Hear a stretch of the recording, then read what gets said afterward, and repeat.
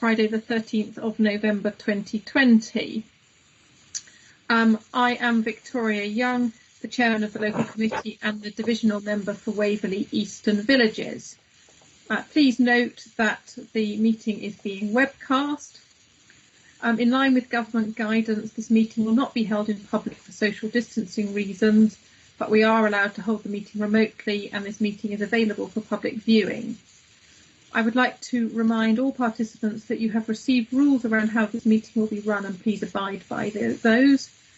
I hope that internet connections hold up. In the case that my internet connection gives up, the Vice Chairman will take over until I can reconnect. Before we start, I would like to introduce the officers and committee members. So the officers we have today are Duncan Knott, the Road Safety and Active Travel Team Manager. Are you there, Duncan? Good morning, thank you. We also have Steve Howard, the Transport Strategy Project Manager. Good morning. And we have Michelle Collins, the Partnership Lead, who is taking Yvette's place today. Good morning. And I will now do a register of the members of the committee. And when I introduce you, please indicate you are present so we have confirmation of who is here today. So, Vice Chairman David Harmer. Yes. Christine Baker. Good morning. Nikki Barton. Yes, hello, present. Hello. Carol Coburn. Yes, I'm here, thank you. Steve Cossa. Present. John Gray. Here, Mum. George Hess. Jerry Hyman. Yes. Andy McLeod. Yes, present. Peter Martin. Yes, I'm here. Mark Merriweather. He was here. Yes, I'm here. Good morning. Yep. Andrew Povey. Yes, present. Wyatt Ramsdale. Present. Penny Rivers. Present. Stephen Spence. Present, ma'am. George Wilson.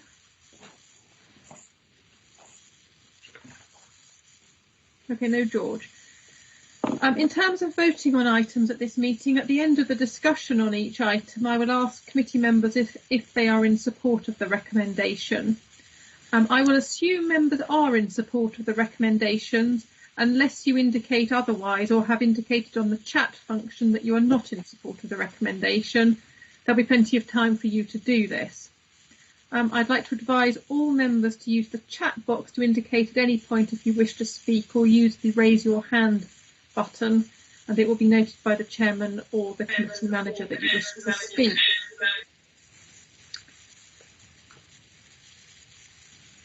So we turn now to the first part of the agenda, which is apologies for absence. And I've had apologies from Trevor Sadler. Next, item 2, the minutes for approval. Please can members say that they agree that the minutes of the 19th of June are accurate? Agree. Is there anyone who does not agree? Agree. Agree. Agree. Agreed. Agreed.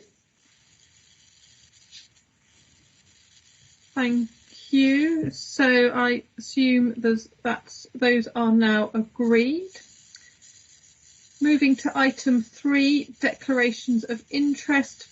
Please could members declare any disclosable pecuniary interest in respect of any item to be considered at this meeting?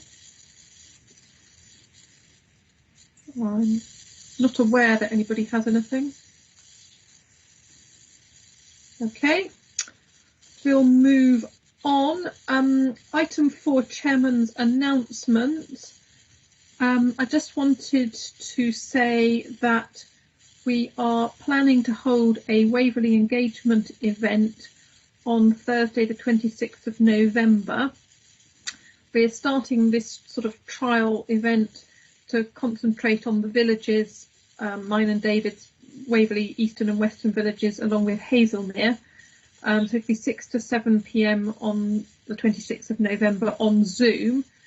And we're planning to make the topic COVID support in Waverley. We're still finalising the details of all this, but as soon as we have them, we will circulate them if any of you would like to at least observe or send in questions or whatever. Right, now item 5, petitions. We have received a petition from Ali Pritchard regarding parking in Bullers Road near Heath End School in Farnham. Ali, are you here? She is trying to access the meeting. I'm just assisting her. Okay. I don't know if you wish to move on, Chairman, and come back to that. Shall we move on to item 6, the written public questions, and we can come back to the petition after that? So, written public questions. We've received 3 written public questions. The first one is from Maurice Castle. The questions and answers have been published online before this meeting. Chairman, So Maurice Castles has joined the meeting. Yeah, so first of all, Mr. Castles, would you like to ask a supplementary question?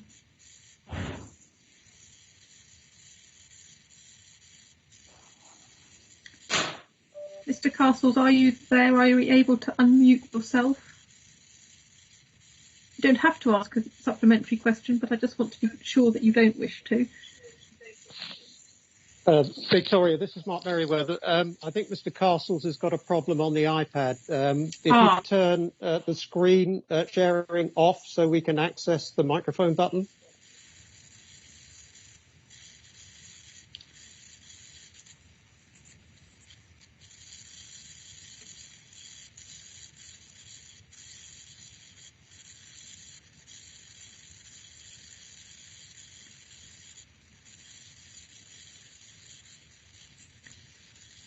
Mr. Castles, are you there? Okay, well, let's not worry about Mr. Castles. We will come back to him. Good morning to you. Oh, good morning. Is that Mr. Castles? It is, yes. Ah, good morning. Thank you for joining us. You'll have received your answer to your question. Would you like to ask a supplementary question? Yes, please, yes.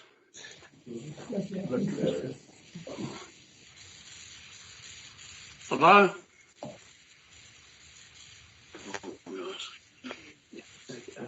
Hello? Hello? Yes, good morning. You want me to ask the question? A supplement? Yes, please, if you would like to. Okay, thank you.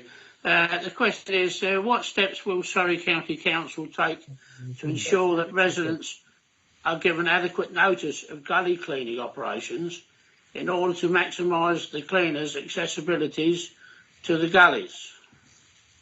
As a former operator myself, I am deeply concerned that when road gullies in my area, which is Webburn, are cleaned by Surrey, they are not actually clean as they should be, which is of course incredibly wasteful.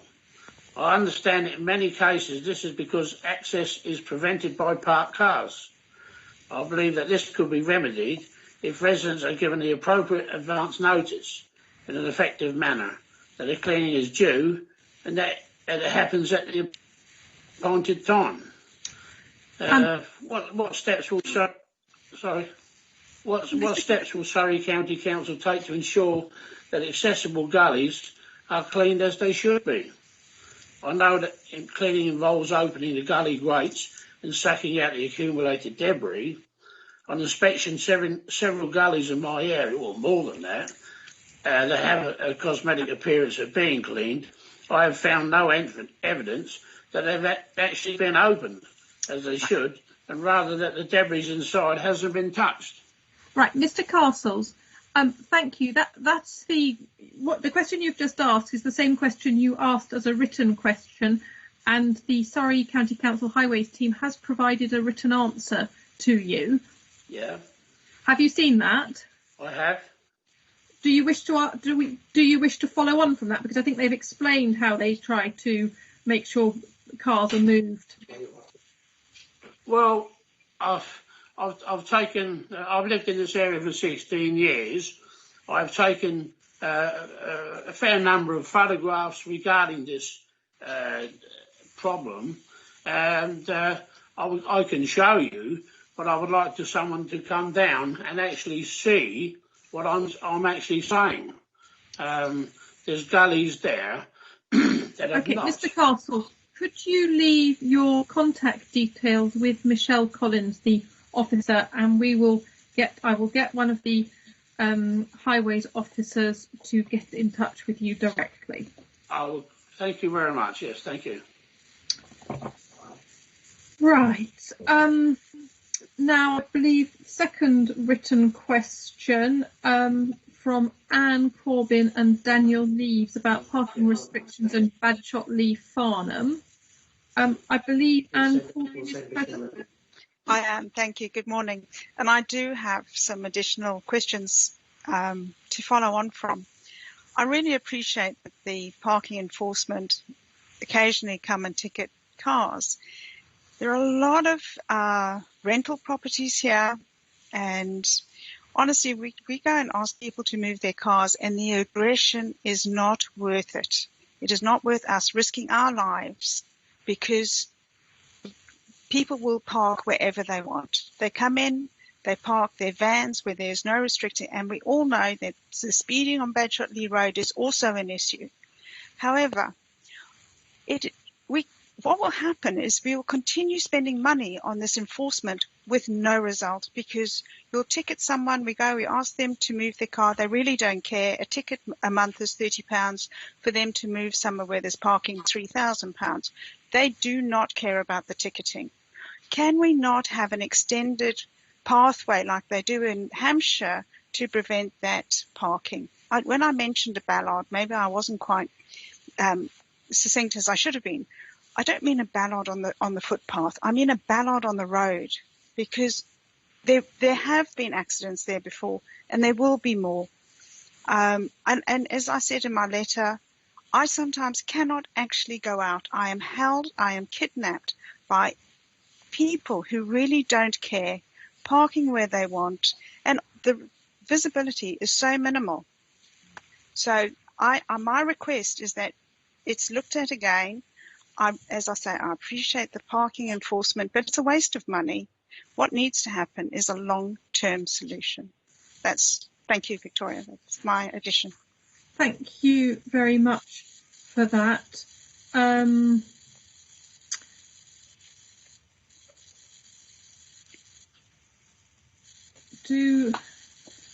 Victoria, surely that's something that the county councillor and the local Waverley councillors could consider and get in the highways people to discuss with them.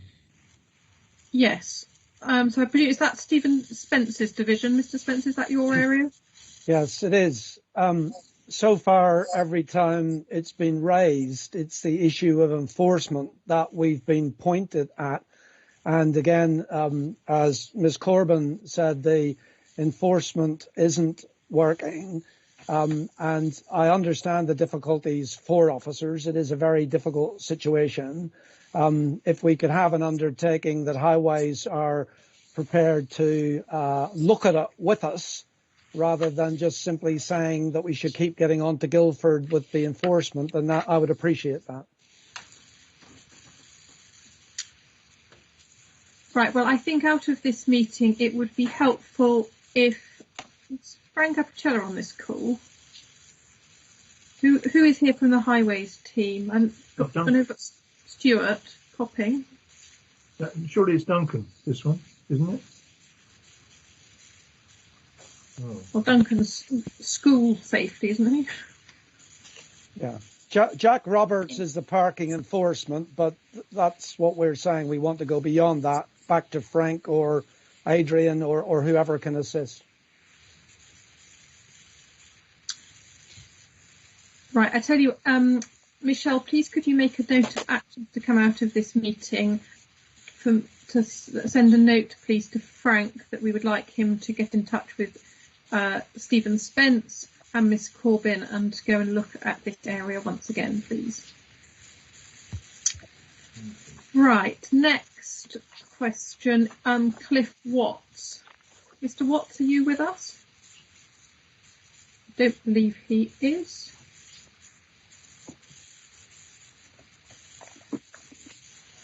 Okay, in which case I think we can now go back to item 5, the petition. Is Ali Pritchard with us? Yes, I am. Sorry about that. That's okay. So we have received a petition from Ali Pritchard regarding parking in Bullers Road near Heath End School in Farnham. Ali's indicated she would like to introduce the petition. Ali, you have 3 minutes to address the committee. Are you ready to start? Yes, I am. Okay, thank you. Okay, hi, my name is Ali Pritchard. As I said, I live at 33 Bullers Road. I've lived here for 4.5 years with my husband and 3 boys, 2 of which attend Farnham Heath End School. I firstly want to thank Surrey County Council for giving me this opportunity to present my petition on behalf of all the residents of Bullers Road. Your support is really appreciated. As you're aware, we submitted a petition on the 24th of August concerning the use of our residential street by parent drivers and taxis of Heath End School students. So first of all, regarding road safety, cars speed around the corner at the bottom of Bullers Road, which is not only a danger to Heath End students who are walking and on bikes, but also the many young children who are walking to William Cobbett Infant and Junior School just up the road. Cars park on double yellow lines near the entrance to Bullers Road and at the top of the road, and have also double parked in the turning circle, making it impossible to turn at the top of the road. Many do U-turns at the bottom of the road, which is dangerous once again. Many cars park over driveways and on the curb, and on many occasions when asked to move politely by residents, they've been met with very aggressive responses, which seems to be getting worse. The main reason I started this petition, however, was due to pollution. We live at the top of the road, and many cars sit with the engines idling, sometimes for a very long time, which is probably for heating and air conditioning in the summer and winter. This goes on up and down the whole street, and obviously added to this is the sheer volume of traffic coming up and down our road twice a day. I read an article last summer saying that in the London schools are trying to enforce a penalty for idling cars outside schools. The fumes from an idling car produce up to twice as many exhaust emissions as an engine in motion. The emissions contain carbon dioxide, nitrogen oxide, carbon monoxide and hydrocarbons, which are linked to asthma and other lung diseases. This doesn't include the damage to the environment, obviously, which is another big subject. I was horrified as all these emissions are also being pumped into our garden, selfishly. But this, along with all the other problems, inspired me to act and start this petition.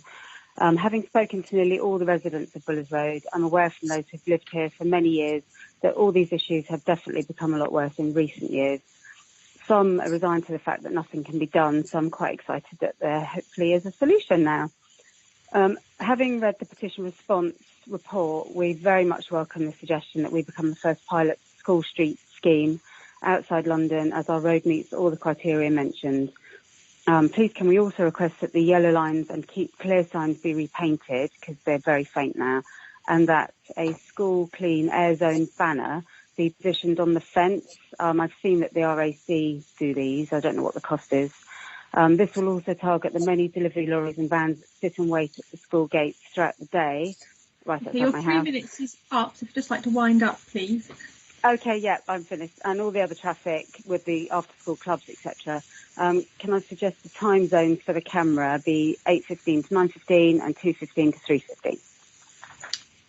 Thank you very much for attending that. Okay. There are 2 recommendations. Please can the Road Safety and Active Travel Manager present the petition report response? Welcome, Duncan. Good morning, everyone. Thank you. And thank you, Ali, for the petition. Yeah, very much sympathise with the issues you raise. It's not unusual to have those kind of issues taking place outside schools throughout Surrey, sadly. And having visited the site and having met you on site pre the recent lockdown, it was helpful to see and listen to the concerns and assess those along with a police colleague as well. I think you highlight part of the issue is, people parking antisocially across driveways. That is an offence and the police can take action. But of course, as we all know, the police have got many calls on their time and they can't be there every day at drop off and pick up time to try and prevent that. And again, our civil and parking enforcement colleagues can't be there to enforce yellow lines 24 hours a day, either at the turning head and at the mouth of the junction with Waverley Road. So yeah, I think school street scheme would be a good option for this stretch of road. Just for everyone's background, this is where a legal order is created to prevent motor vehicle traffic travelling down the street for set hours, and to do so would be an offence unless you have got an official exemption.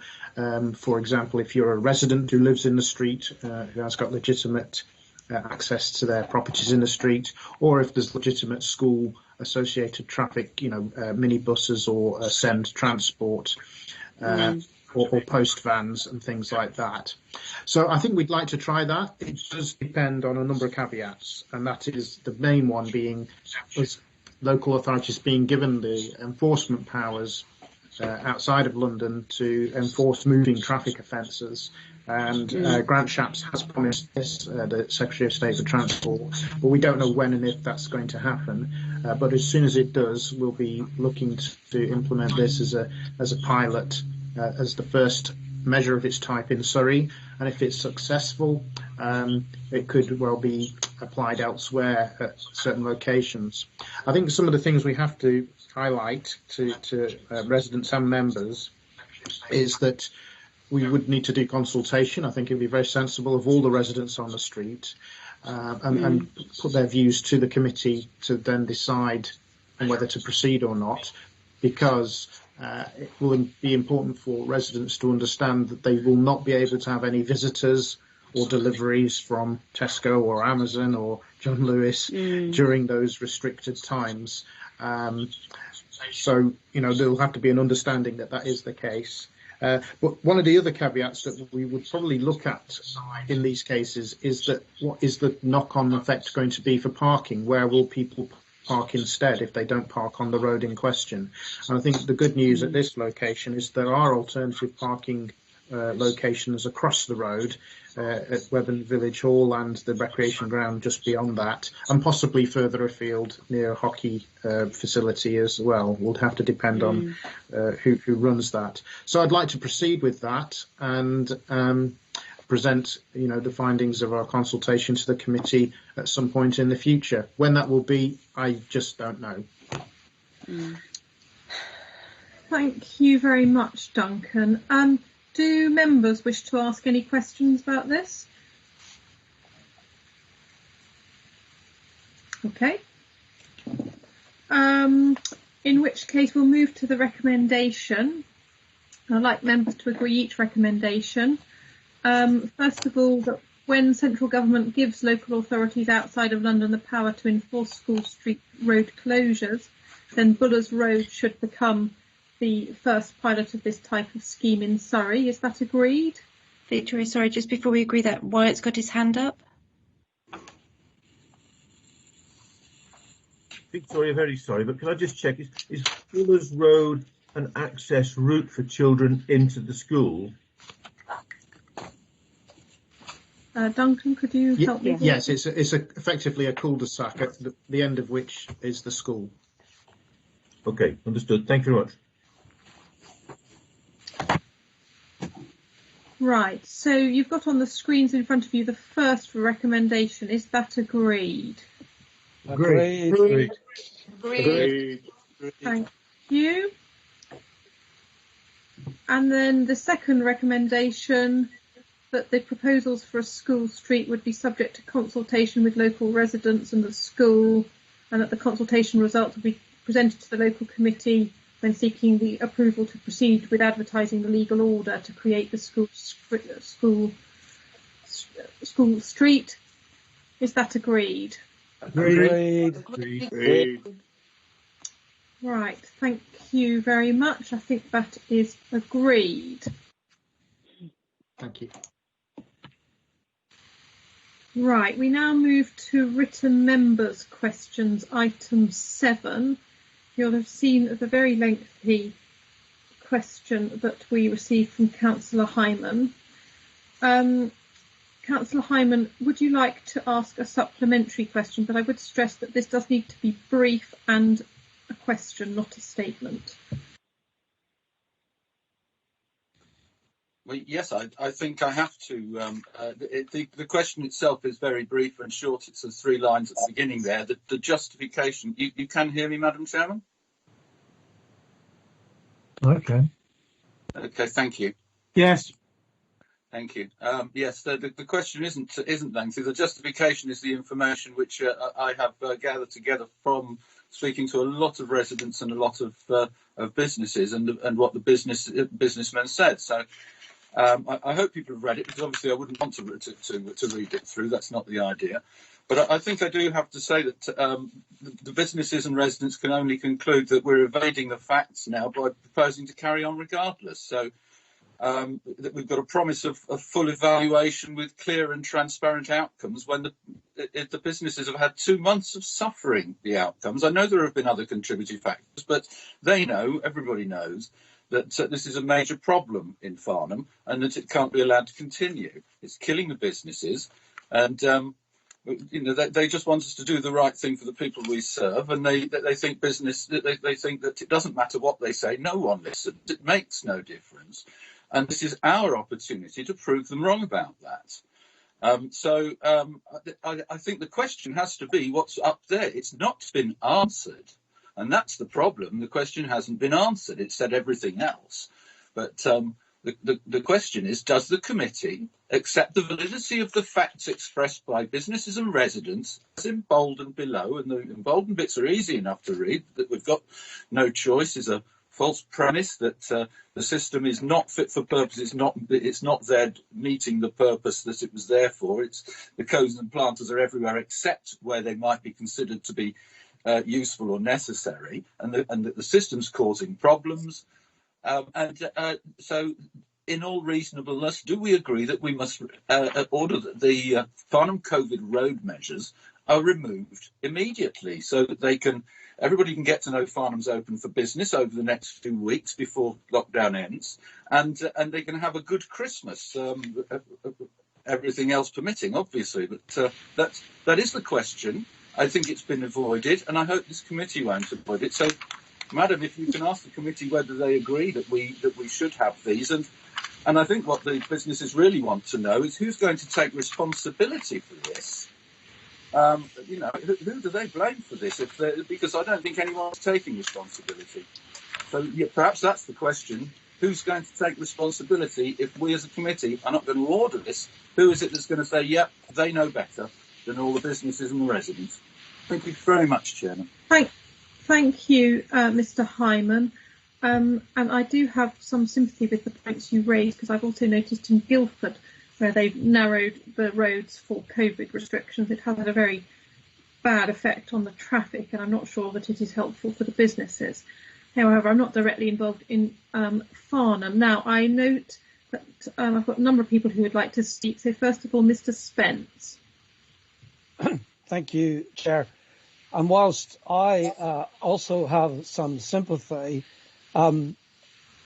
that's not the universal view of all businesses or residents, and also it's not facts, it's an opinion, and it has a validity, that opinion, but there is a counter opinion that we do need to take steps to deal with COVID. We are doing so. We haven't done it as well as we could, let's be quite frank. The first manifestation with the railings was not very attractive or successful. However, there were reasons for it, and we've replaced it with the planters and cones, and we're now replacing it further with the planters and orcas with a change to Downing Street with 2 lanes. I'm not proposing to go into all of the details because I want to be brief.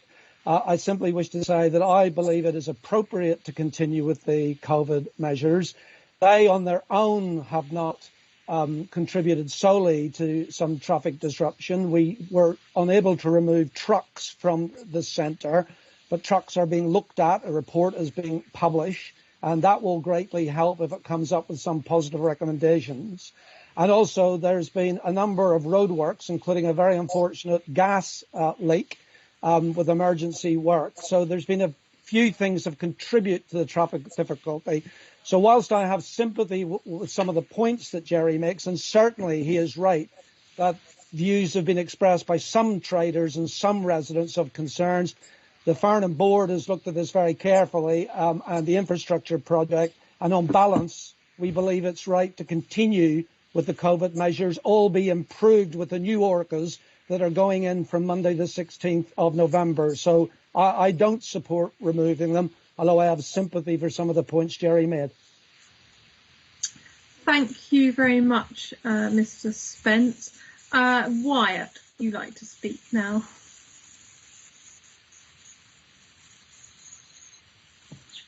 Sorry, yes, of course. I was rather thinking Andy McLeod would be getting in ahead of me, given it's inside his division.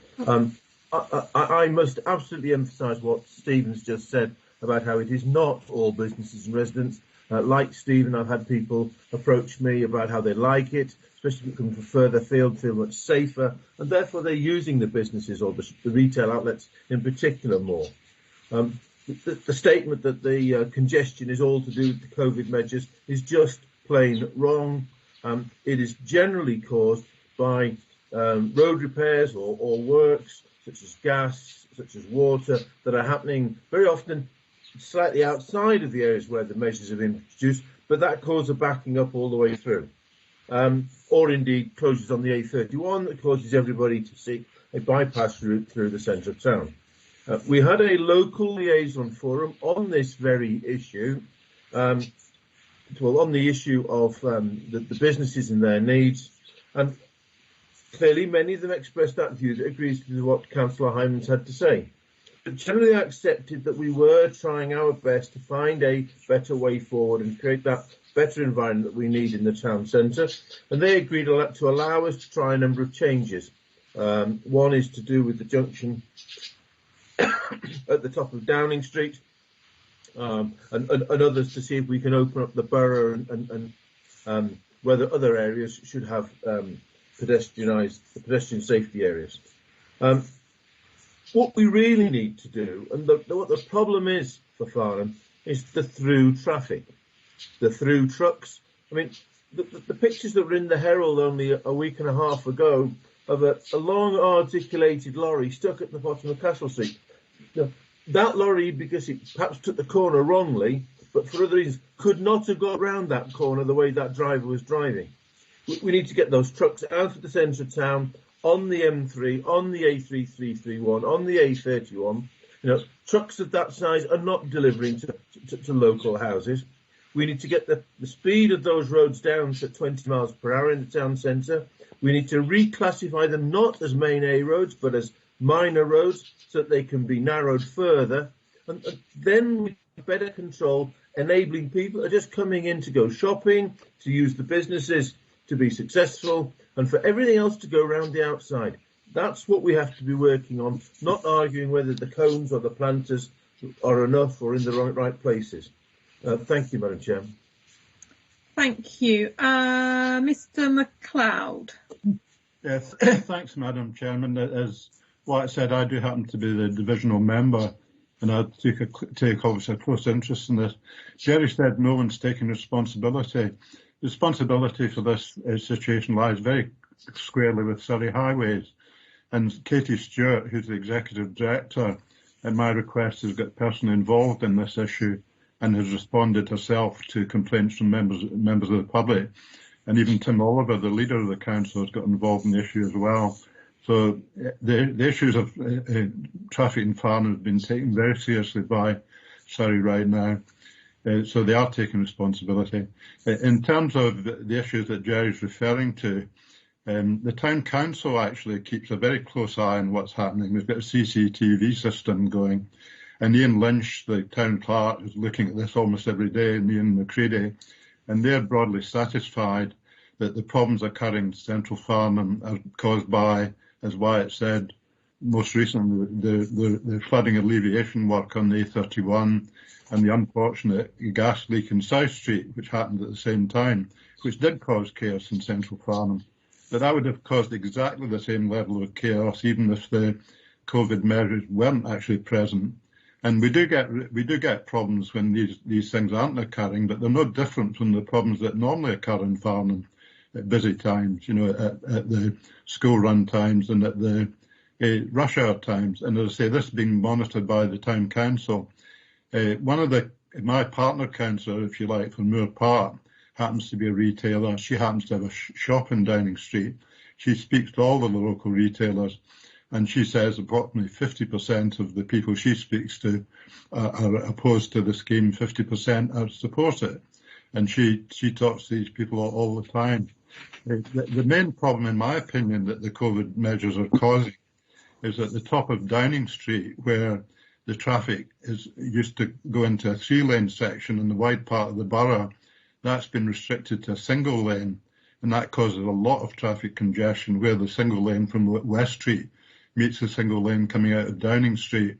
And because West Street traffic tends to have priority right now, it causes back up in Downing Street. Now we're looking at trialling 2 lanes in the wider part of the borough, and that should hopefully resolve that problem.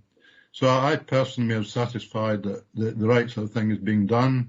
The COVID measures were put in place due to the government's requirements, and after this period of lockdown is finished, we may well be required to do this sort of thing again. So it would be very silly to take it all out. And as I say, in the opinion of the town council, it's not causing excessive problems other than would happen anyway. So that's my view, Jerry. I understand that your views are sincerely held and you're putting the views of the resident, as you say, as you always do. But I don't agree with you on this occasion, Jerry. Thank you, Madam Chairman. Thank you very much. Mrs. Coburn. Thank you. Well, I agree very largely. Hello. Phone's that's not mine. Right, can I carry on? I agree very largely with Councillor Hyman here.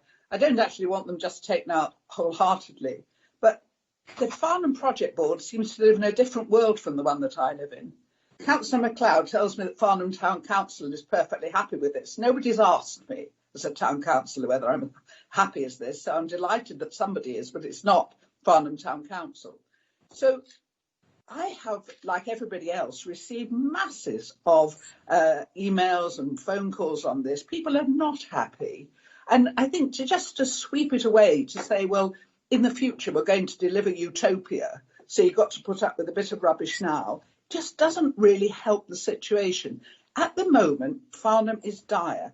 It always is if you have one parked car. So you can imagine what it's like having put all these barriers in. I think it's been handled badly. I think it's been a very poor advertisement for how Surrey is going to deal with the future of our town, to be perfectly honest. So whereas I don't want them whisked out straight away, I would like some discussion on it. But to give the impression that everybody in Farnham is all pro these things is absolutely untrue. You know, people are very angry with driving through it. They're very angry with the way the town looks. So don't pretend that we've got it 100% correct, because we haven't. And as I say, I don't go as far as Councillor Hyman, but I would hate to think, or hate you as a committee, to think that everybody in Farnham agrees with the 3 members of the project board, because they certainly don't. Thank you very much. Thank you very much, Mrs. Coburn. As always, the views of residents are wide-ranging. Mr. Merriweather, I think you wanted to speak.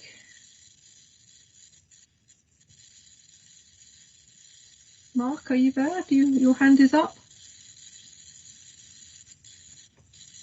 Did you mean for your hand to be up?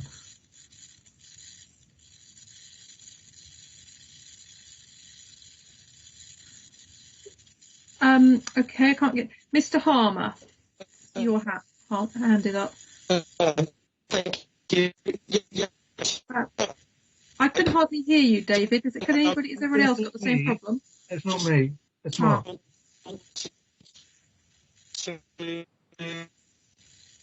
This is now the first thing I've said. Okay. Okay. So, just so you know that the interference was not coming from me. Thank you, Chairman. I have to say that my opinion is that when you ask us to vote on this, that I would abstain, because as a matter of principle, I think that this is a Farnham issue and I shouldn't be interfering in it. I will comment though, because I guess I'm the most adjacent member of the County Council, and I do go that way very frequently. If I had to change one thing, it would be one that Andy mentioned, that I think that a lot of problems are created and a certain amount of traffic risk and danger by having only the one lane when you turn right out of Downing Street into the one-way system. That's really a problem. For people who are coming in from outside, as I am, then you really don't know what the sort of the unofficial rules are. I didn't know West Street had, I mean, it looks like West Street has a priority, but it's very difficult. So I would take that view. Beyond that, it's a real problem for those of us who are coming in from the villages. I have to go to a medical appointment in about 10 days' time, and I've been thinking about which way am I going to come in. You know, it's really, and so we're going by different routes. It'll be a bit easier for us when Tilford East Bridge is fully open again. But aside from that, you know, it is a problem. I do think it needs quite a lot of attention. It isn't working as it stands, but as I said, I intend to leave it to the people of Farnham to sort it out. Thank you very much. Mark, are you able to speak now? Are you there? Oh, I can speak. The problem is whether you can hear me. How's that? We can hear you. We can hear you now. That seems fine. It really is Friday the 13th. I do apologise for that. Listen, like Caroline, a town councillor, and apart from the frustrations that don't need to be repeated here, I think at the outset when the communication lines with Surrey were being established, I do feel that we've been consulted. I, as a town councillor, have been consulted along the way. I'm not on the Farnham Project Board. It's not in my portfolio. I'm just a bog standard run-of-the-mill councillor, and I have no reservations about the engagement and the consultation between the two. I don't think I've heard anyone say or try to argue that what we've got in Farnham at the moment is a nirvana.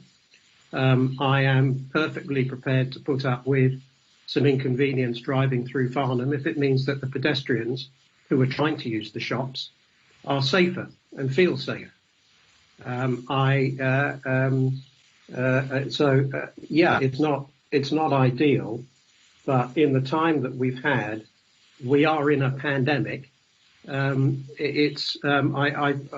think it's a good start. There's plenty of way to go. And I agree with Andy. The problems that we have seen, I think it's unfair to blame the pavement widening measures for the problems that have been caused by the roadworks, the gas, all of the roadworks that have been going on, which might have been suspended. I'm very well aware that Surrey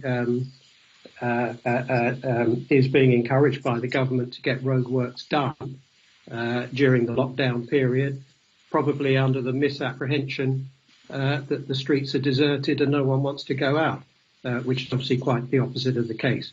So the fault, the measures are not to blame. So, that's all I really wanted to say. Thank you for your patience. Thanks for bearing with me. Thank you all very much. So, Michelle, do we need to vote on this question? So as a member question, Jerry has the opportunity to ask the question, get an answer, ask a supplementary, get an answer, but there doesn't need to be a vote on this because it is simply a question and answer section.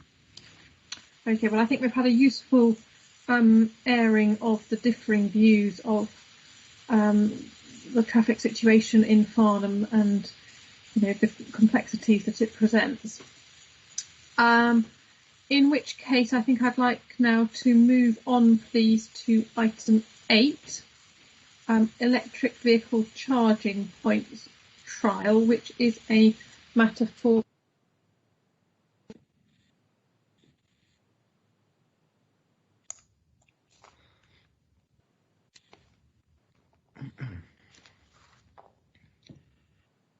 I can't hear you, Victoria. It's a matter for decision. We've lost you. So quite simply, I think this is David Harmer speaking now. I think we can proceed. If we could ask Steve Howard to introduce his report. Hello. Yep. Can you hear me? That's good. Yep. Good morning. So my name is Steve Howard. I'm here to talk to you about the EV charging point trials, which has been previously presented by my colleague Sherry Mendoza, who's currently on maternity leave. Just as a way of recap, the pilot EV scheme supports SEC's air quality strategy in accordance with the government's need to work towards zero emissions, and also as part of our climate change declaration. It's well known that petrol and diesel cars contribute significant levels of harmful pollution to both human health and the environment.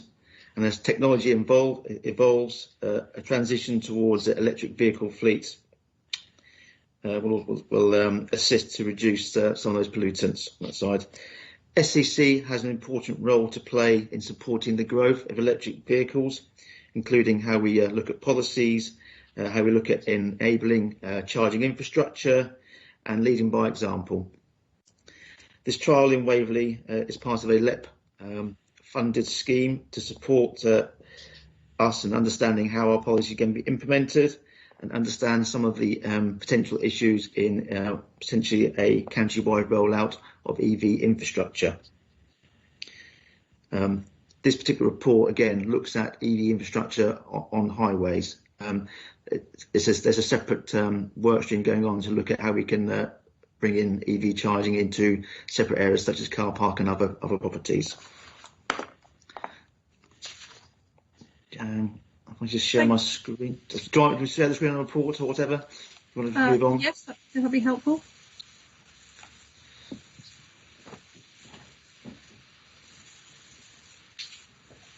Am I able to share my screen, Michelle?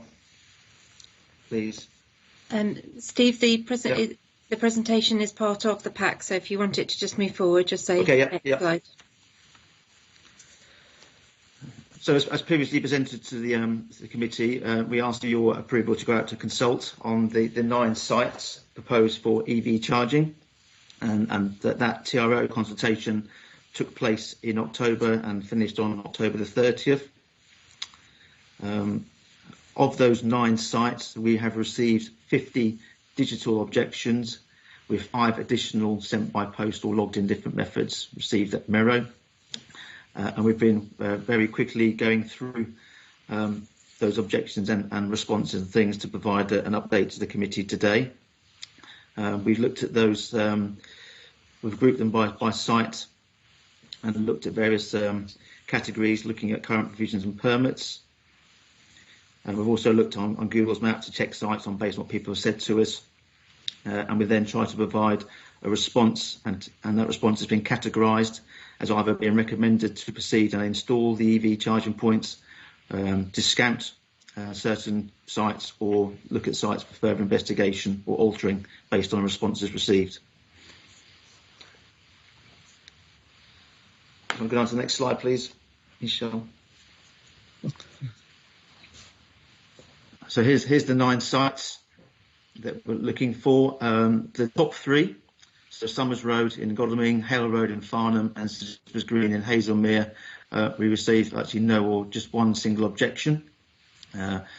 and on that basis, we are recommending that those sites be put forward for installation. We received a number of objections to Brighton Road in Godalming, which is basically most half the objections received were for Brighton Road. And we think that therefore it's probably not a good idea at the moment to recommend that going forward, but to consider those lessons learned for some of the feedback we received for that particular site. And also we found a technical problem with the Windrush Close site in Bramley, and therefore that's been no longer deemed as feasible. And again, we'll make sure that those lessons learned are taken forward as part of the pilot scheme. With regards to Way Hill in Hazelmere, that is very close to Christopher's Green. So we're thinking that it's probably best that we only have one site. So again, we are recommending the Christopher's Green site in Hazelmere, and for the moment we will not be proceeding with the Way Hill. Generally, again, because a couple of responses we did receive had concerns over the businesses in Way Hill on that side. So as part of the overall EV pilot scheme, we are looking for 5 sites to go forward as part of the LEP scheme. So we have 3 here we think we can proceed with. So we're looking for a potential 2. So we're looking for a potential 2 out of the following of High Park Road in Farnham, Faulkner Road in Farnham, and Croft Road in Godalming. It should be noted that the Croft Road site received a number of objections, again with concerns around the limited parking that already exists in Croft Road. Similar thing for High Park Road, which is outside households with no private parking, and therefore it could introduce some inconvenience to residents. And then finally, in Faulkner Road in Farnham, we received some objections from Lovett House, and the concerns there for some of the vulnerable residents within that property. So, as part of the report now, I'd like to slightly change the recommendations that were previously put forward in the report.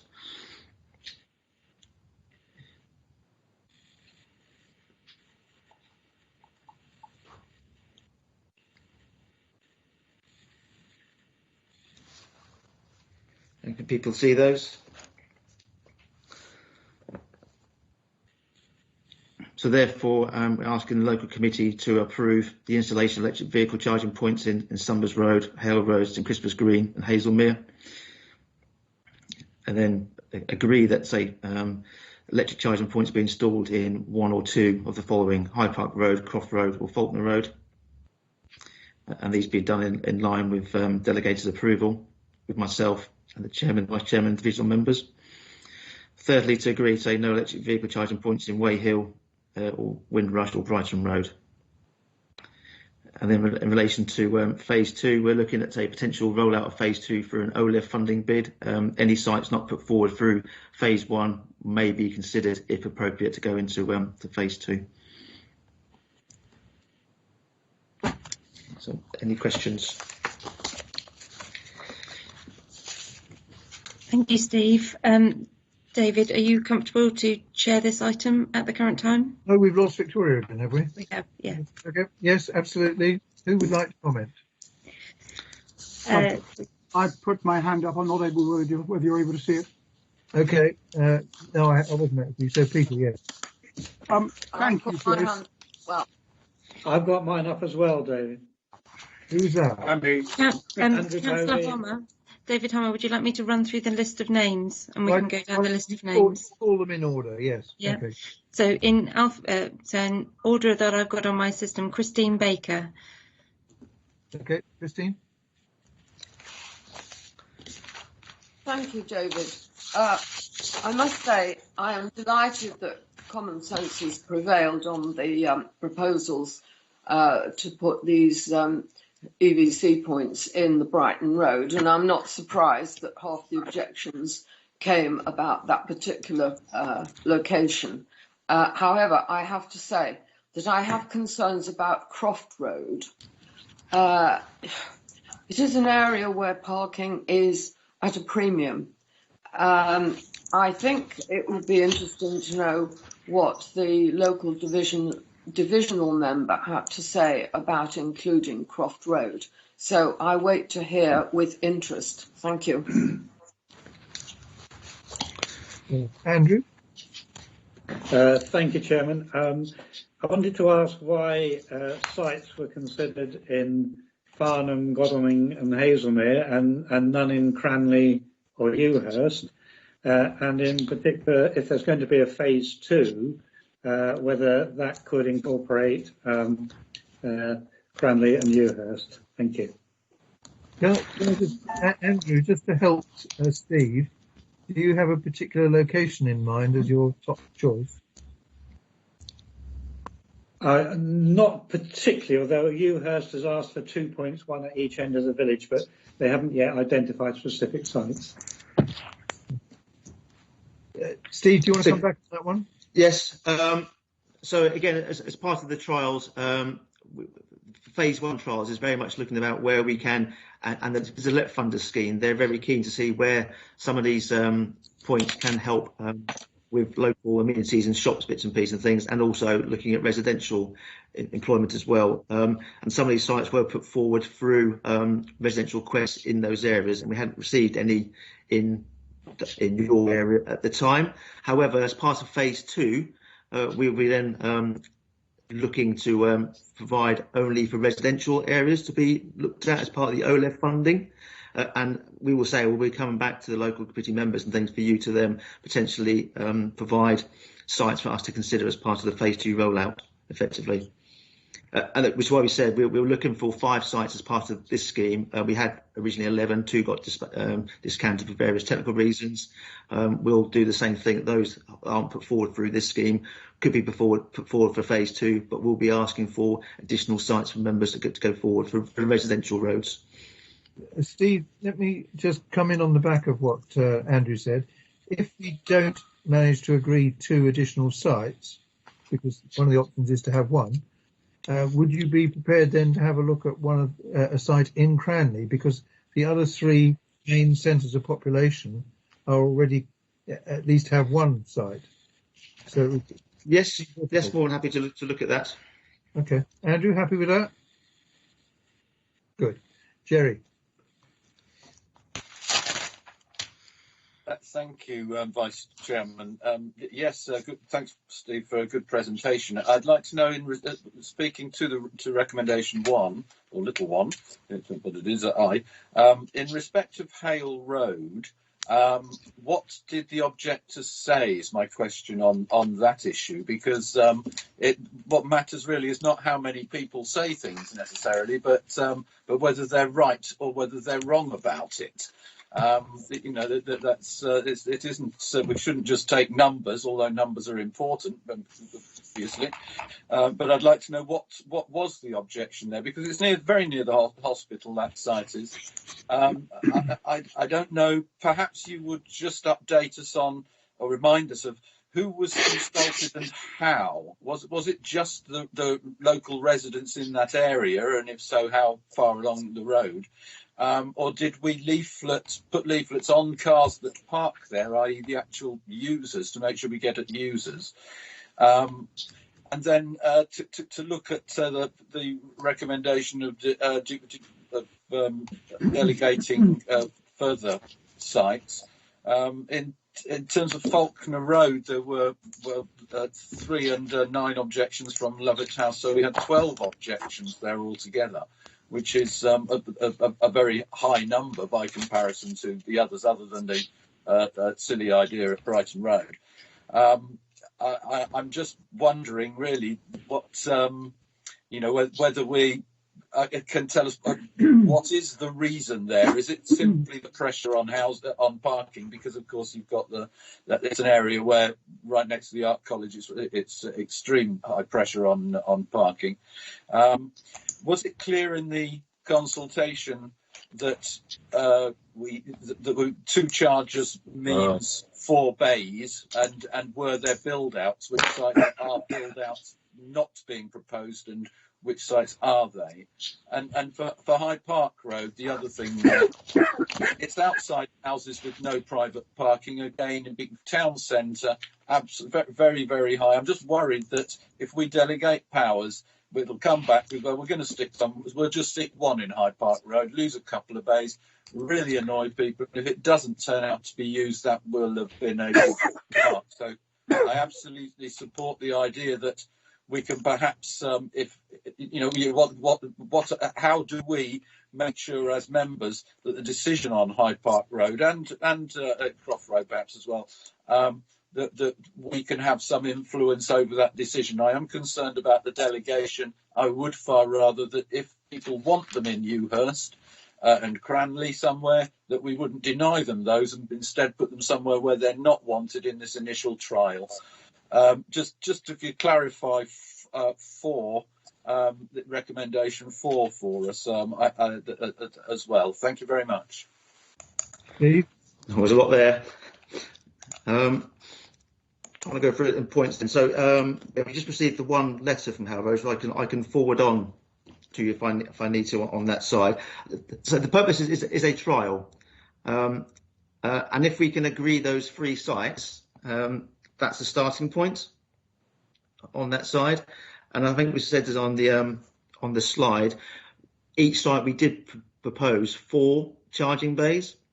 And it might be for the 3 in question that maybe we just go down to provide 1 charging bay and it's 1 charging unit and 2 bays to at least provide some provision on that side. Most of the comments received have generally been around about again those sites which have limited parking for residents have limited parking, have to park on streets, and we have to make a decision around say trying to provide some provision in the future for electric vehicles and people be able to do that. I'm more than happy at the moment, say, to agree the 3 going forward.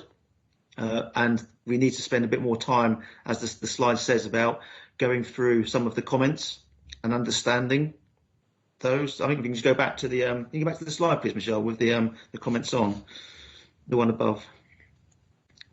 Sorry.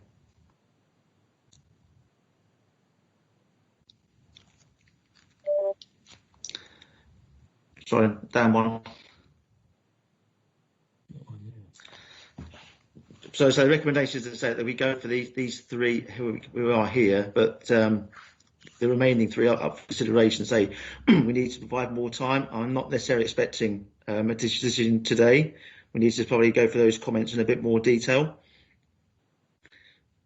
Okay. And it's understanding how we do that in terms of our LEP funding programme to get on with the 3. Happy to do that. Happy to consider sites in Ewhurst if that's possible. But it would be good to get a feeling about how we can move forward on these potential 1 or 2 additional sites. And if I could just come in, as I understand it, there is a time limit on the funding from central government via the LEP on that issue, which is why we need to move quite quickly if we're going to add an extra 1 or 2 in. Yes, the funding agreement ends in March of next year, but we are in discussions with the LEP again due to COVID-19. Obviously, the TRO consultation has been delayed from what was previously looked at to get this in. We're looking at installation in the spring. But let's say that to have 3 sites that agreed today is a success and moving forward, and we still have some time to discuss these other sites with divisional members around some of the further concerns that residents have. Thank you. Penny? Thank you. Well, I'm really, really pleased that the Summers Road has been found to be feasible, and I look forward to being able to see that and watch with interest. I agree that Croft Road is more problematic. It's a narrow road, but a lot of residents don't have driveways, and so at some point they will need an electric charging point. But I guess that's for the next time. Thank you. Okay, thank you. Steve? Yeah, I'm happy. Thank you. Yeah. I meant Steve Coster. Sorry, which Steve? Steve Coster. Okay, thank you. Can I just firstly say I'm really grateful that we had this presentation this morning. I was a bit dismayed when we got the original report and there was no information about the consultation in it at all, nothing to decide. So thank you for that. Can I just say I'm absolutely not in the least bit surprised about the outcome of the consultation. I think a number of us from the Godalming area said at the last meeting that Somers Road seemed an ideal site, and I'm delighted there's been no objections to that at all. And Brighton Road will be a complete nightmare, and the consultation has reflected that. So far as Croft Road is concerned, I mean, when I was the divisional member here, we spent a long time devising that parking scheme, and I've kept a close eye on it over the years. And I think it would be problematic, and I don't think the fact that it's got the sort of second most objections is coincidental. And I did note that there was an opportunity in the recommendations submitted to us by the officer to determine these things today if we wanted to, rather than, I think he said in his presentation that simply he was recommending a delegated process. If there was support amongst other Godalming members for this, I hope we could rule this out today, but I accept that may not be possible and it may have to go into the pot with everything else. But personally, I hope that doesn't proceed. Thank you, Chairman. Steve. Thank you, David. I'm very happy with how this has been done. Started off very broad, what if, bringing those ideas forward, and then the input, the consultation, and narrowing it down. So the recommendations that are being put forward today, I'm quite content with. The changes and the tweaking that colleagues want, again, no difficulty with that either. But my question is, in the second bit of deciding one or two of the three options there, if you get the delegated authority to do that, how are you going to sift through those three? What broadly are the criteria you're going to be looking at as you make that decision? Steve? It'll be going through the full responses for those particular sites. And people have made some interesting observations about, say, how the parking is at the moment, and what how this might distress them if parking is not there, and also around the fact that they want to park, but there's a parking bay there, but there's no one even charging in it, bits and pieces and things. So that they are all valid responses. And as we said here, we are looking to put something in which is going to work. We don't want to put in sites which aren't going to be used or will cause much more problems and distress for people. As we said, this is the trial, and this process is also part of the trial, understanding how this would work, and how we might roll this out county-wide, and some of the pitfalls, and try and learn from certain sites. I will reiterate again to certain to members again that sites which seem obvious sometimes aren't easy to put forward due to the technical issues and finding the necessary power connections. And where we can do that is around then the cost of that. We try to keep the cost reasonably consistent for all sites on this side. And the consultation, this is all part of it, understanding people's feelings on it. I'm happy at the moment to take those three going forward. And if the feeling is that Croft Road is not suitable based on the responses to date, again, happy for that to happen. Okay, thank you. Nikki. Well, thank you. Yes, I'm really supportive of anything we can do to explore electric vehicles. I just have a couple of questions on the St Christopher's Green option in Hazelmere. I just wonder how many spaces you're planning there, because parking around there is at a premium. My slight concern is that St Christopher's Green is off the beaten track slightly. I'm just not quite sure who's going to use it, but it will be interesting to see, as you say, it as a pilot. And my other question was there any reason why sites weren't looked in the high street of Hazelmere, which I would imagine might have more interest in people parking for an hour and charging rapidly and then shopping and moving on? And the final point really is, in terms of liaison with any of the members that do receive these pilots, how will you structure that in terms of making any changes or alterations? Thank you. Steve? Okay. Obviously, say that the two in Hazelmere are quite close together, and we had one of the responses was around how it would affect his business and how he loads deliveries and things to his shop on this side. And we thought, again, as the slide said, that it is reasonably close by St Christopher's, and therefore it was probably out of the two locations. We've managed to get one in Hazelmere. That's the one we've gone for. It's a pilot in terms of Hazelmere High Street. Again, potentially maybe out of phase 2, we can look at that. And let's say we're only looking for, say, sort of 5 sites across Waverley at the time for a pilot and things. Again, with hindsight, probably could have maybe gone for more. I don't know. But it is what it is at the moment. Say to meet LEP agreements, we've pursued this. And as referring to Councillor Povey, if members do have potential sites, then please do put them forward, and we can consider them. Okay, thanks very much. And in terms of the structure, that as I said, we just only say the consultation finished quite recently. So it's been, say, having the time to get it all ready to meet the committee cycle has been difficult, and had time really to be able to speak to the various members and things about what the full impact or the full responses has been. Okay. On this side. Okay, thank you. No, I very much. But say going forward, let's say this is a pilot, and say that how we roll this out county-wide. We need to think about this process, how we involve members, or what process is. Everyone's fully aware of it.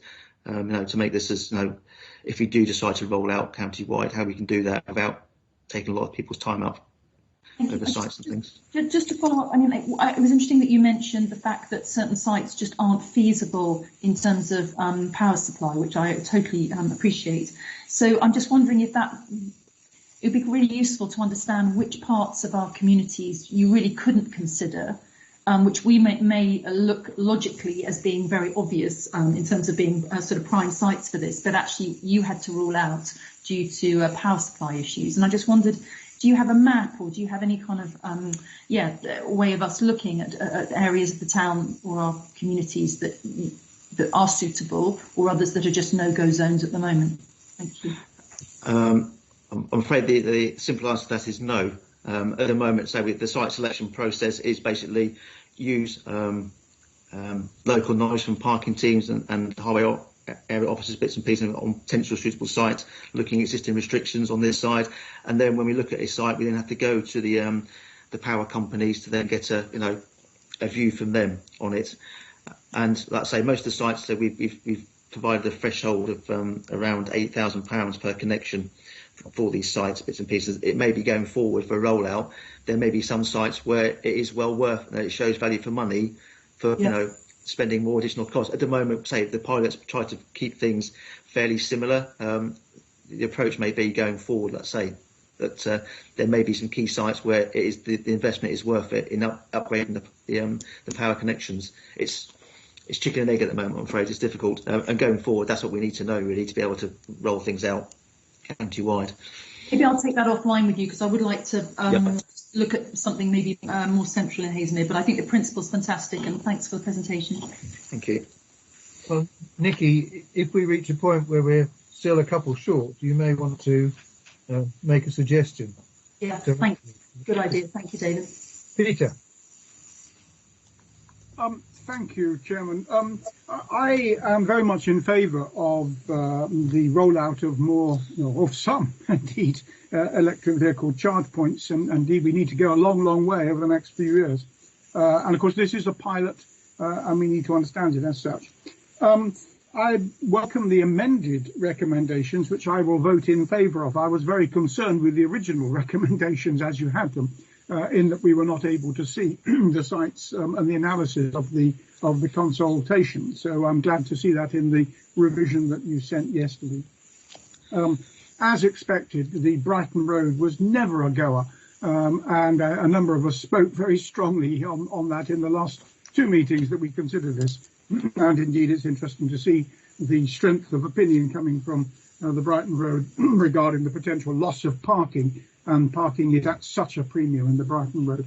I would just like to make a comment on Croft Road.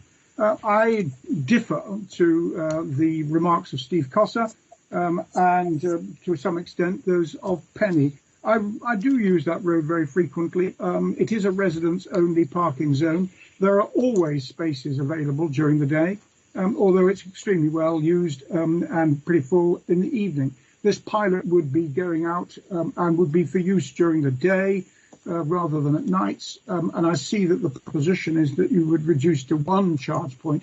I think Croft Road actually is quite a good point, being close to the town centre, and I think would be of use. So I would be probably marginally in favour of a point at Croft Road, but realise that it is a bit problematic.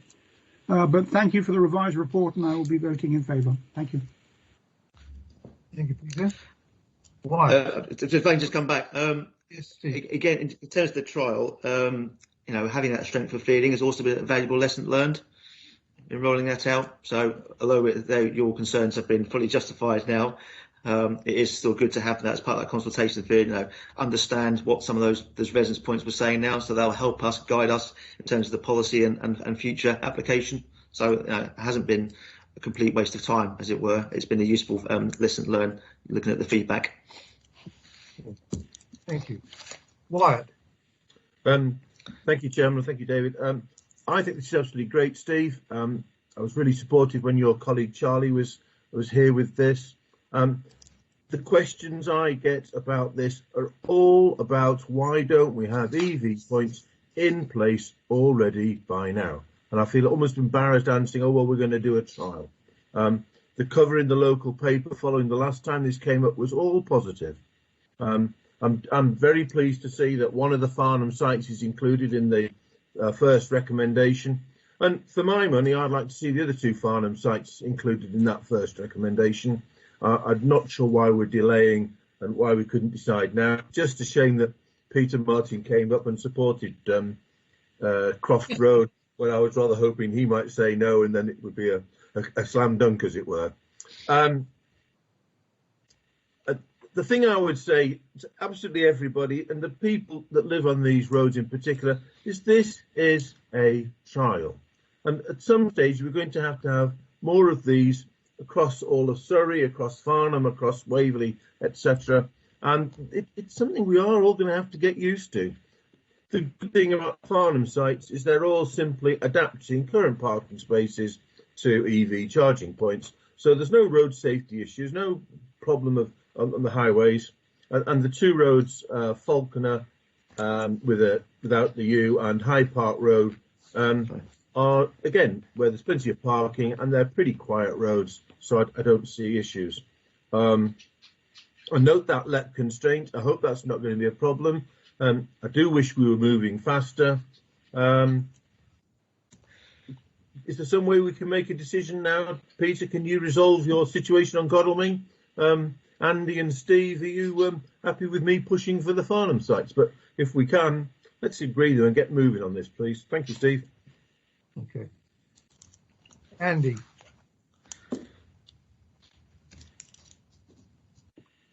Andy? You with Andy? Sorry, Chairman, Vice Chairman, I was having trouble unmuting. I've managed to do it now. In terms of the two Farnham sites, I broadly agree with the sentiment of what Wyatt's saying. It would be nice to have at least one site in central Farnham, but actually I do agree on the other hand with many of Jerry's comments about these particular roads. I've got the feeling there must be a better place in central Farnham than these two roads. I mean, Faulkner Road is actually a pretty busy road, in fact. That's not true of Hyde Park Road, that's more of a residential street. But Faulkner Road, there's quite a lot of through traffic goes through Faulkner Road. It's near the Art College, it's near to Waitrose, etc. I think the general problem with on-street charging is this, that many of the people who can afford, in fact, probably most of the people who can afford electrical vehicles right now have their own off-street parking.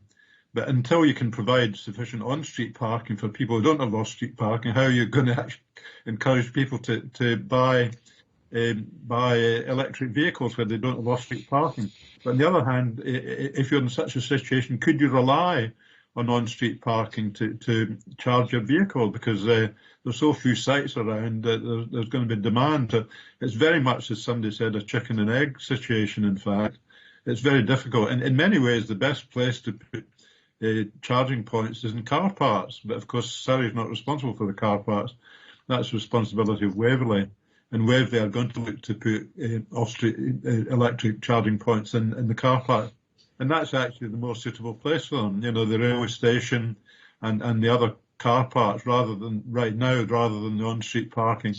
But I've got the feeling there must be somewhere better than Faulkner Road and High Park Road. But like Wyatt, I would like to see at least one in central Farnham. Could you go back to the slide, Steve, where you show the optional one that shows the list of the sites and the objections, etc.? Could you bring that back up one, please, Michelle? Yeah. Or Sarah.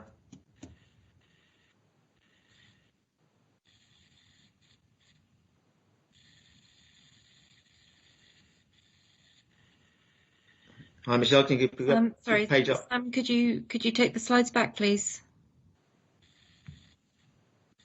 Oh, you could go past all the pictures, yes. Sorry. One more. No, well, that's the pictures. You want to get to the text? I want to get to the text, the list of sites, yeah. I think that's the one. The thing that confused me there is that on the slides that were circulated to us, Faulkner Road still had a question mark against it, whereas here it's got a red cross. So I just wanted to be clear what we're actually saying about Faulkner Road, Steve. Is that actually being eliminated, or is that just a mistake that's shown there with a red cross? It's just, I think it's how the PowerPoint slid up. So no, that should be a question mark. The bottom two are red crosses. Okay, so that's just a mistake. Okay. Yeah. Faulkner Road has still got a question mark against it. Yeah. Yeah. Yes. Because that was the situation in the slides that were distributed. Okay. Well, as I say, I would like to see one in central Farnham. I'd like to see a lot more in car parks.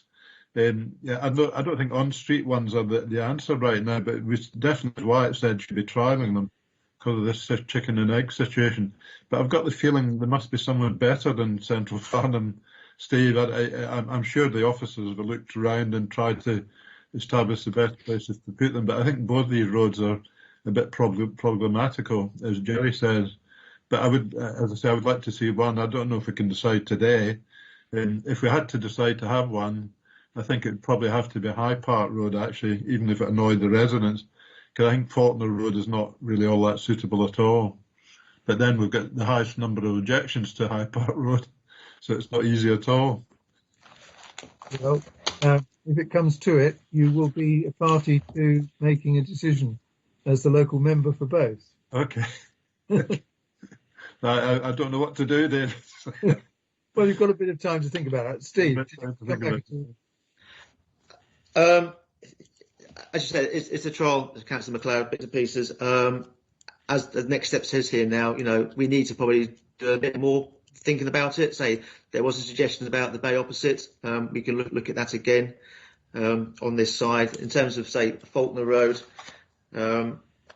most objections came, say, from Lovett House, yeah, effectively, and vulnerable residents at that property. Yeah, if I come back, I think on balance, I would be in favour of a bit more investigation and possibly looking, to be honest, to see if we can find a better site, actually. I've got the feeling there must be a better site in Central Farnham than either of these two. Yeah. Yeah, and say, as I said, going forward, this is primarily around about providing future residential charging of things. There's further discussions going on now, say with boroughs and districts now. I had a meeting with the Godalming Council this week about, again, we need to have a consistent EV charging rollout across Surrey. We don't want the different districts and boroughs, essentially putting in different types of charges and different mechanisms and things. We need to have a fairly consistent approach here, whether it be residential or, say, in private car parks, other places, bits and pieces, to make the transition to EV as quick, as easy as possible. And again, this pilot will help us try and understand how we can provide clear messages to boroughs and districts about the types of charging we should be pursuing. effectively. So that will be coming. This pilot is, say, specifically really around, say, residential and, say, looking at where we can, trying to help certain small shops, parades, bits and pieces and things, but again, where people can use EVs, can come in and charge up. And again, it's not necessarily charging for 4 hours, it's enough as a top up to be able to get to the next destination type thing. And it's not like people have got to sit there for 4 hours. It's known that they can travel around and they can locate there and shop bits and pieces and things, or whatever, and then an hour later they've got sufficient charge to get to the next destination effectively. Yeah. So I take your points. As the next step says, we may, in terms of Faulkner Road, need to look at the alternative location. Yeah.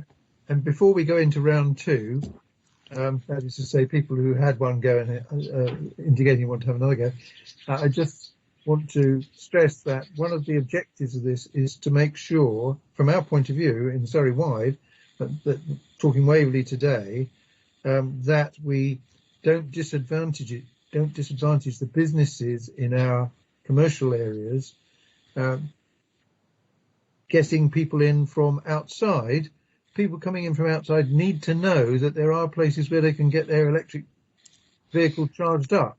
They charge up heavily at home, they go travelling, they go to 2 or 3 towns possibly, and they need to know that in each one there will be more than one place, and so they've got a good chance of finding a spare charging point.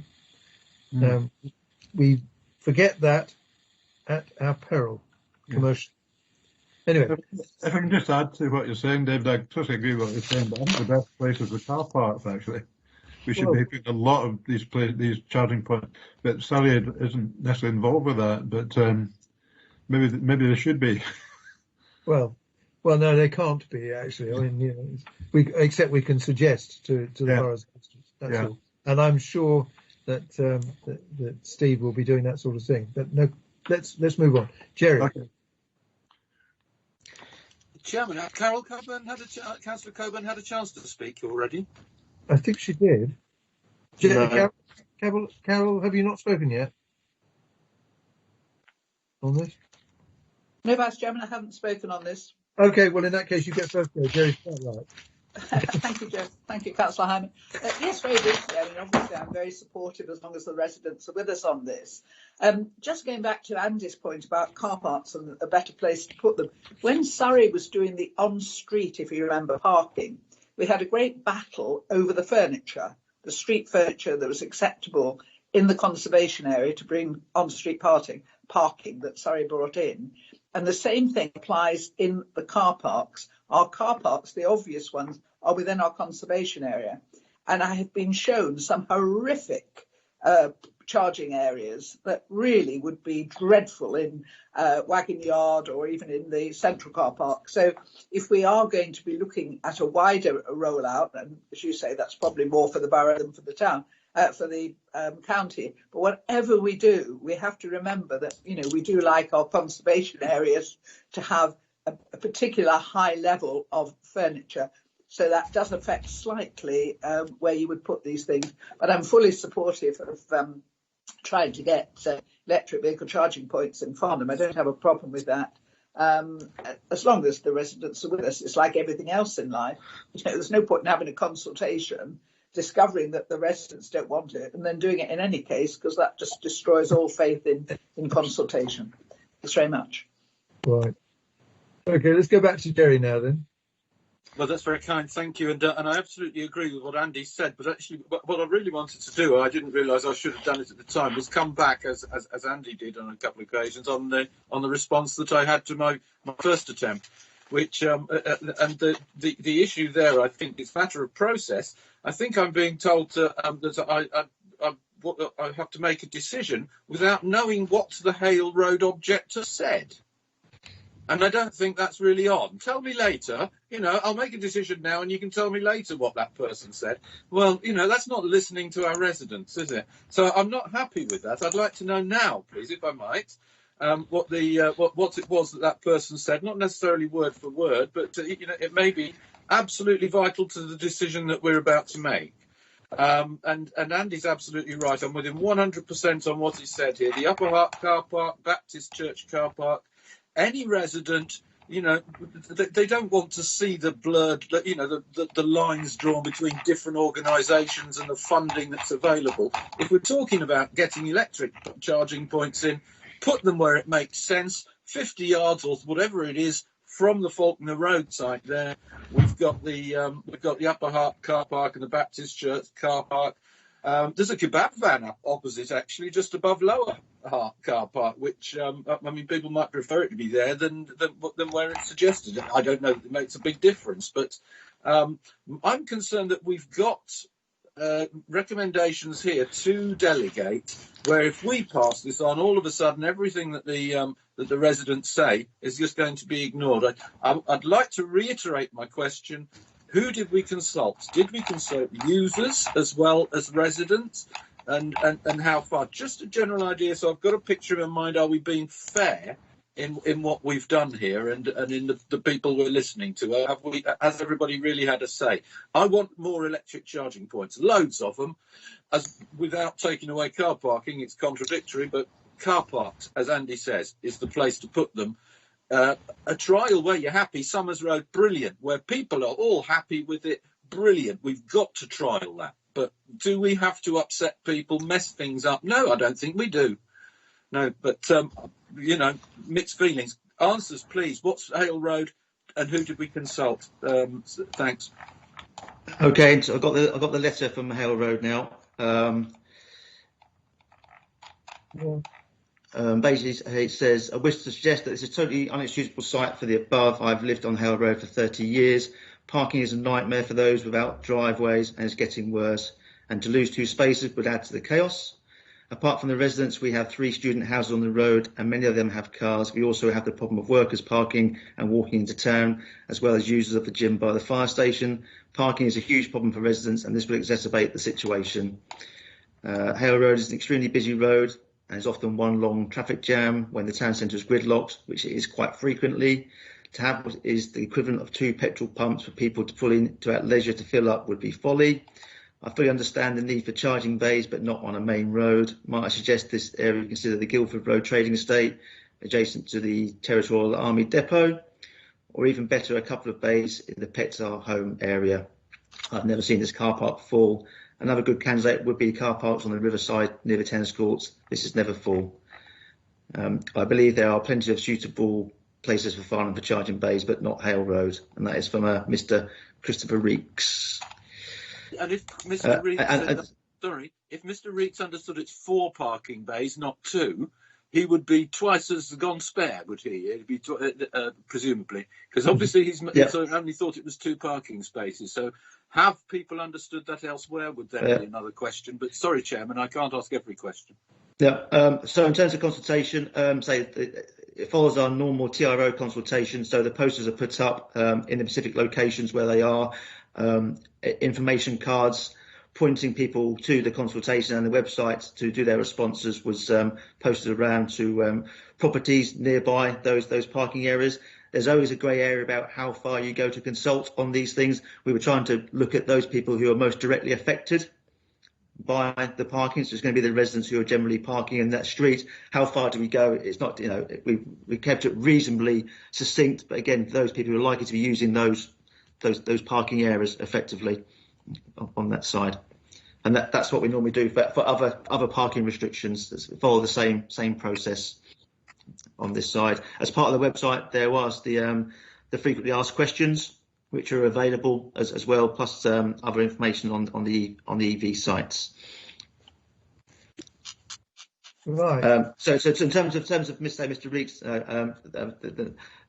those lines are consistent with other responses in Brighton Road sort of thing. They're the sort of comments that have come out across that side. I think, from the discussions today, members are clearly fully aware of some of the issues in these roads. Okay, Christine. Thank you, David.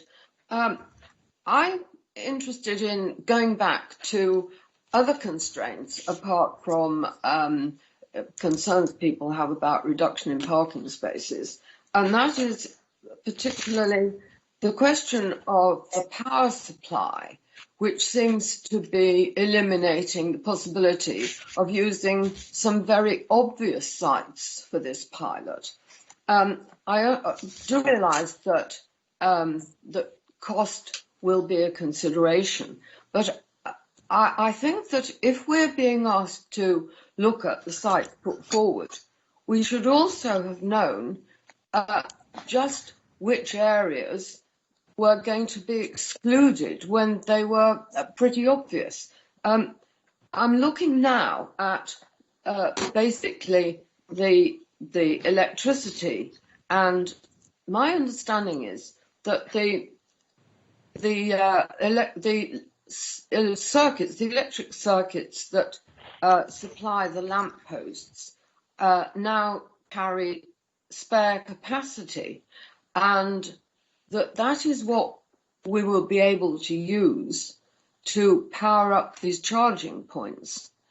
And so I'm a bit surprised that the engineers haven't, I'm assuming that they know where the spare capacity is, but I'm a bit surprised that we haven't been given some outline of any limitations to do with the electricity supply.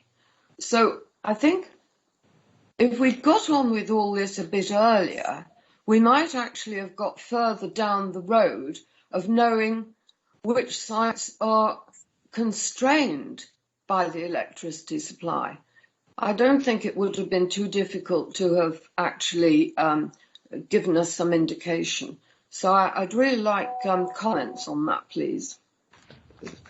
The simple question is we don't know at the moment, so we're not in charge of the legislature. This is no, as part of the potential of rolling out of this. This is say we need to talk to those companies, understand their concerns as well around the future rollout of this. Now, this is not a simple thing to consider, and we need to avoid the pain of digging up rows to put in more capacity, power capacity bits and pieces and things. So we don't know. We're unable at the moment to use all street lamps, and again that's under a different PFI contract on this side. So we're not assuming using street lights at the moment. This trial is just looking in specific supply at those individual sites. And again, we've looked at then some sites that say seem sensible.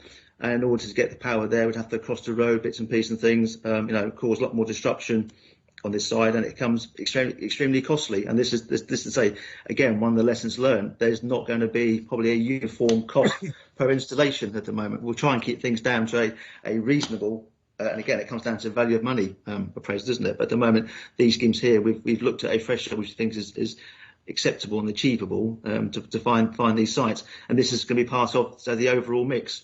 So where you think, say, 100 metres down the road is the prime location, there are a number of factors then when we looked at it, it then rules it out.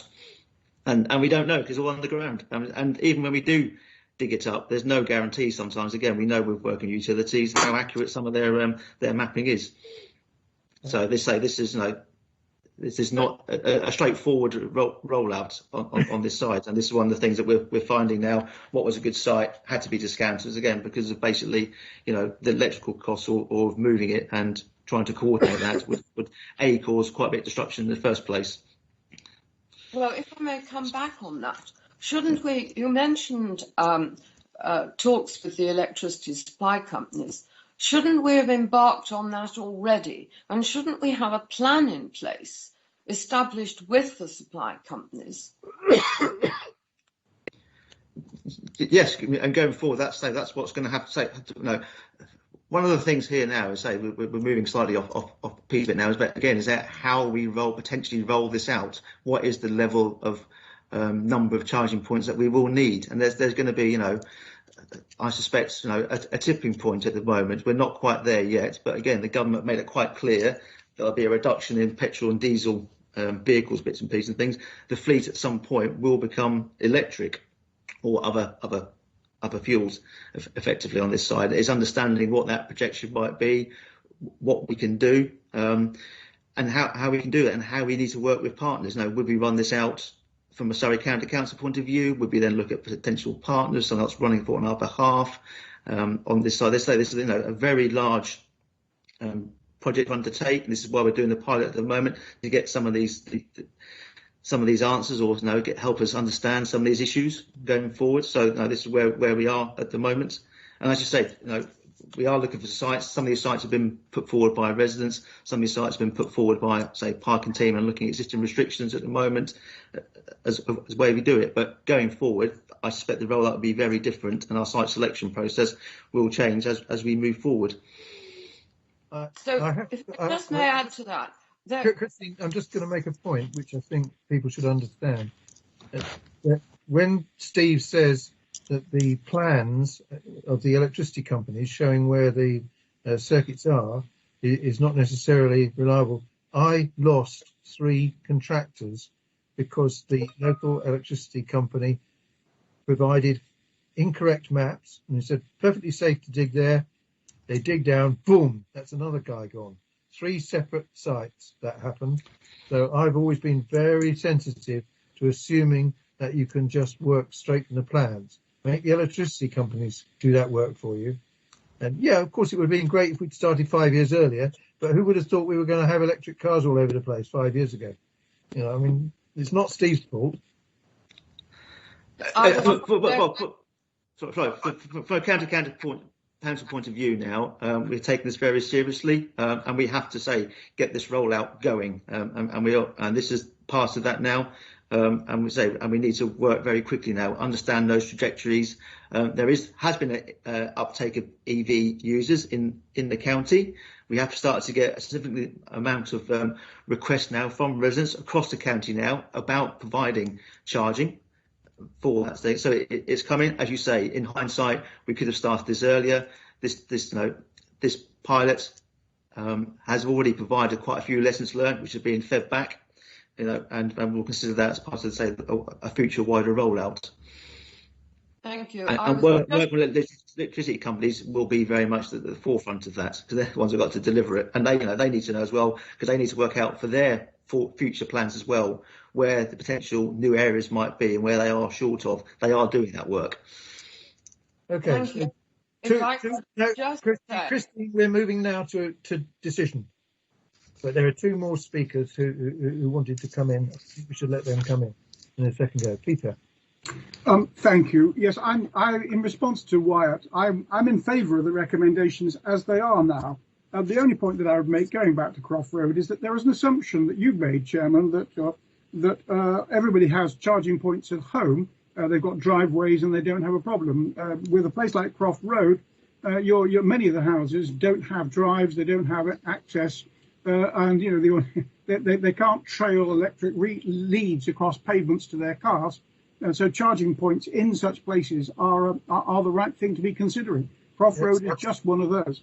I'm happy that the recommendation at the moment is to reduce the Croft Road charging points to 1 only, and I'm very happy that we delegate that to you as the Vice Chairman, Victoria as the Chairman, and Penny Rivers as the local member. Now, I do think that is worthy to be reconsidered, as is allowed for in the second of the 4 recommendations. I would just observe that we're having terrible trouble getting over charge points for 3 or 4 or 5 places. Goodness knows what will happen when we have to put hundreds in, but I guess that's a thought for the future. Victoria, are you back in play?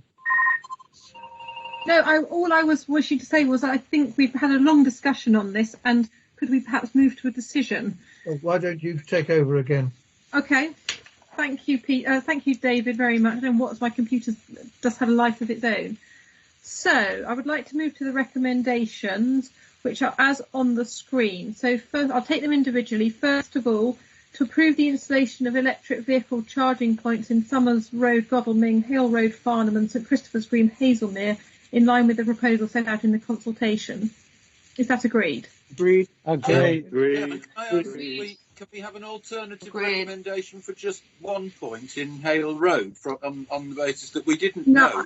No, I'm afraid, Jerry, no, we're going to leave the recommendations as they are. So you either vote for them or you abstain or vote against.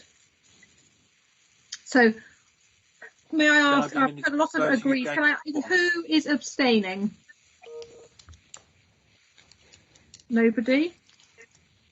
No, I will abstain on the Hale Road one. So Jerry is abstaining on little one. Yeah. Do I take it that everybody else is content with little one? Agreed. Agreed. Thank you. Little two. Agree that electric vehicle charging points be installed in one or two of the following: Hyde Park Road, Cross Road, Faulkner Road, in line with the proposal set out in the consultation, and either specify these at the meeting, which we haven't done, or delegate approval to me, the Vice Chairman, and the appropriate divisional members. Is that agreed? Agreed. Thanks. Any disagreement or abstention? I take that as no. Number 3, agree that no electric vehicle charging points be installed in Way Hill, Hazelmere, Windrush Close, Bramley or Brighton Road, Godalming. Agreed. Agreed.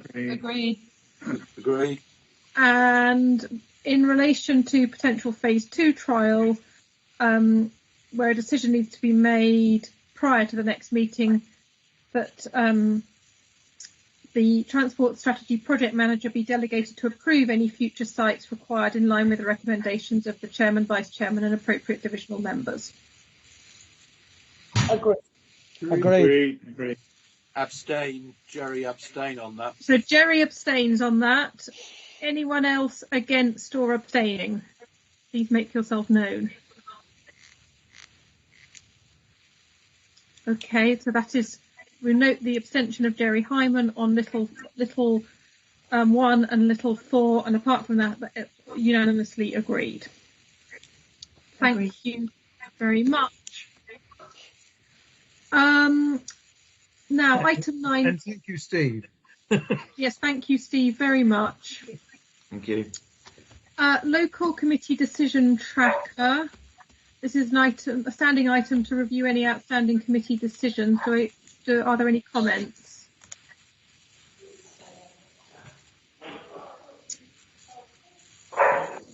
Would you agree to remove the closed items and keep the remaining items open? Agreed. Thank you very much. The forward programme, please review this and let me know if you have any suggestions. And finally, the next meeting is on the Chairman. Yes. Chairman. Sorry, it's Andrew Who's that? It's Andrew Povey.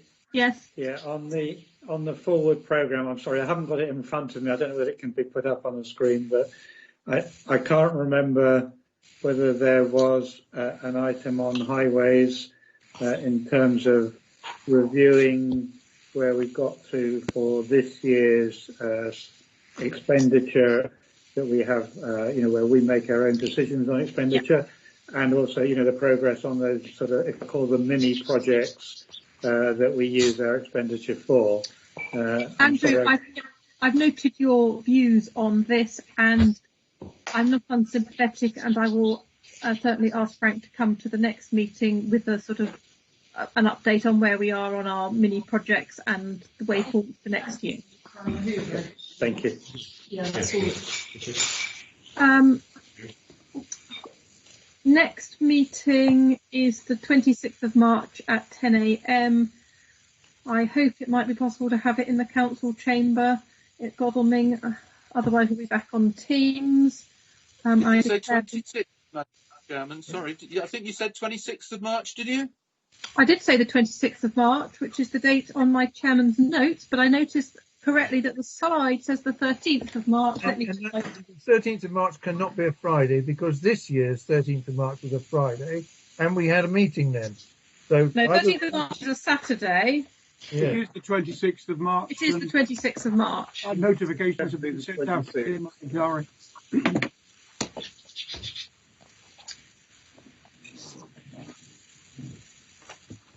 Thank you all very much. And I declare the meeting closed and thank everyone for attending.